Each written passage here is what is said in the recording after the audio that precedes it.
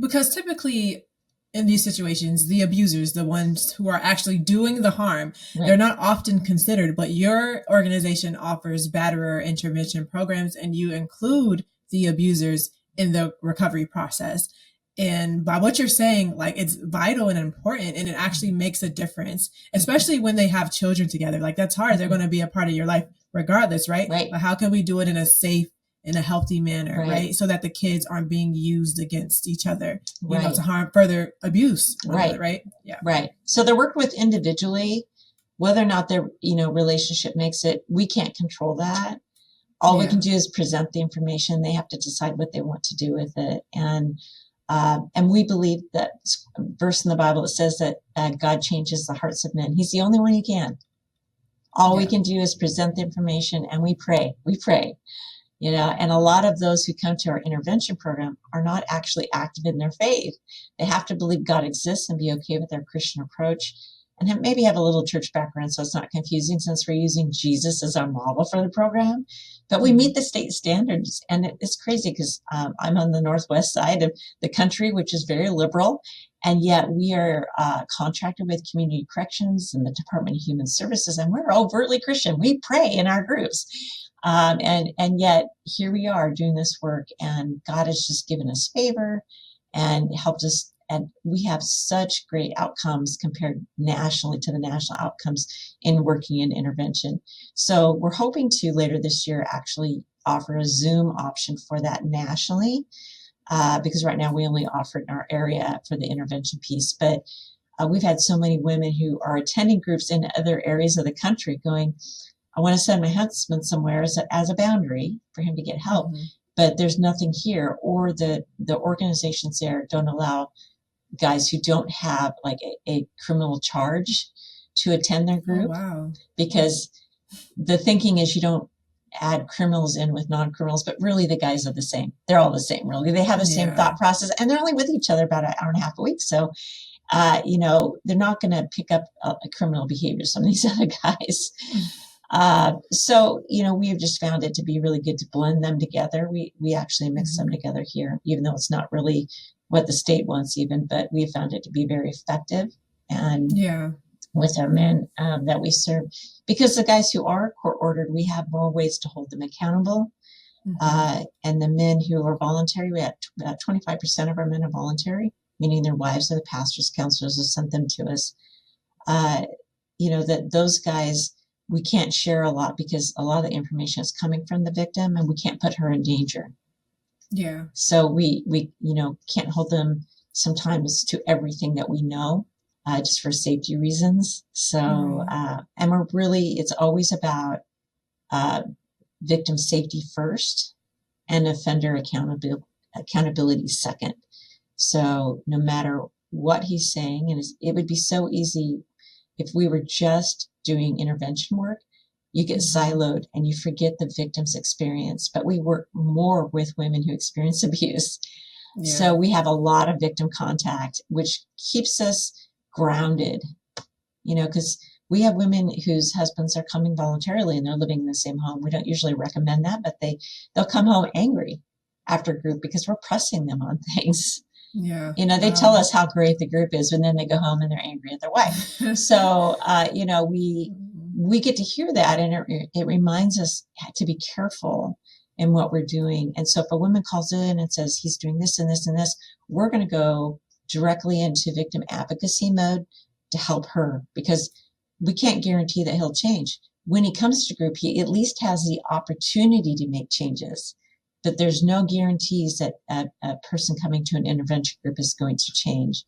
And then working with women who use abuse, who are usually also victims of abuse, we have to very carefully carry their victimization, honor that, and say, I'm so sorry that happened to you, but let's talk about what you were accountable for and what choices you have. So we're giving them tools.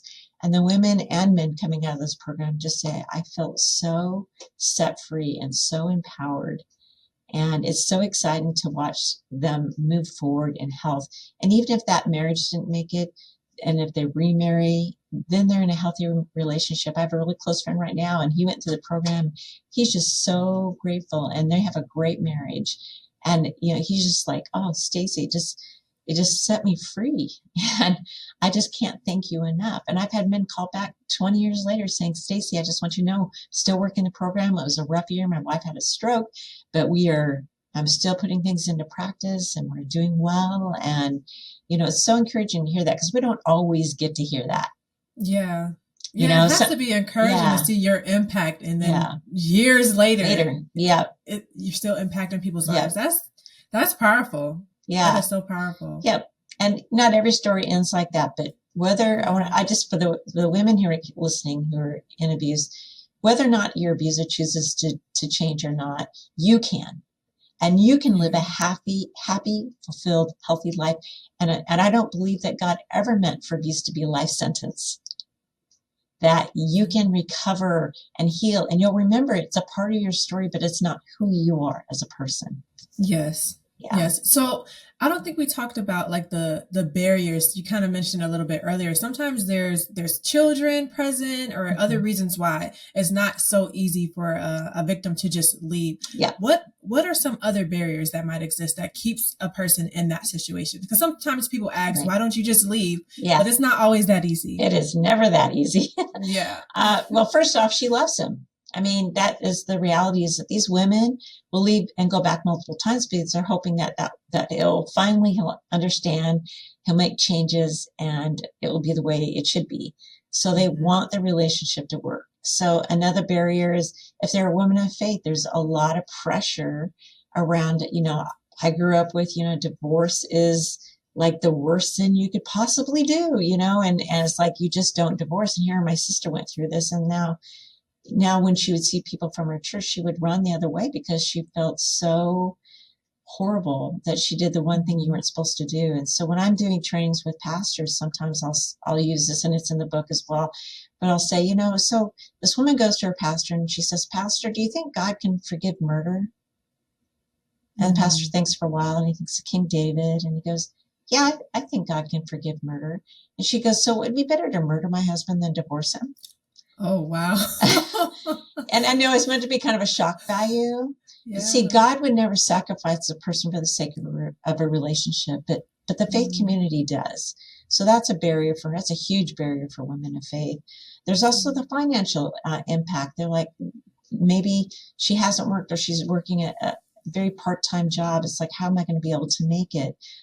She risks losing her entire faith community who doesn't understand and doesn't support her, because he's done such a good job of public image management beyond the divorce issue of looking good. And he's actually been telling people and working his way, especially through leadership. Our regular church attending men do this very well, and they do it a lot. They'll say, well, Pastor, I know I'm not perfect, but she's got some mental health issues. I don't know how it is, Lysandra, but we all women are bipolar now. I'm not sure why that is, but that's the most common thing we hear. Or they'll say things like, I'm not really being abusive. She was in an abusive relationship before, and she's just viewing what I do as abusive. Or another one is, she's cheating on me, which most of the time is not true. And when it is true, I help the men to understand that had he been loving her like Christ loved the church, she most likely would not have been vulnerable to somebody coming to her and being nice. And it feels so good when you're being torn down constantly. She wouldn't have been vulnerable to an unhealthy man who's pursuing her while she's in a relationship, right? So there's some responsibility there on that end as well. Not that she doesn't have her own responsibility, but just understanding the dynamics of what's going on. So women the barriers to go to a secular organization where they feel like they're going to be anti-men, anti-God, that they're going to tell her that she needs to leave him. And we tell our leaders, it is not our job to tell a woman to stay or leave a situation. We are there to walk alongside her as she seeks God for what she's supposed to do in her own personal situation. We are not God. God is the fixer. We're not the fixer. And they don't need another controlling person in their life. So we're there That to part. we're there to walk alongside her. So there's these barriers. Where's she going to live? The shelters, especially in larger communities, usually turn away as many women as they take in. And if they're women without children, they get served last because women with children are going to get served first. It's one of our fastest growing homeless populations, women and their children fleeing abuse. So if every church took one woman and her family in, we wouldn't have a need for shelters. That's a way I think it used to be done.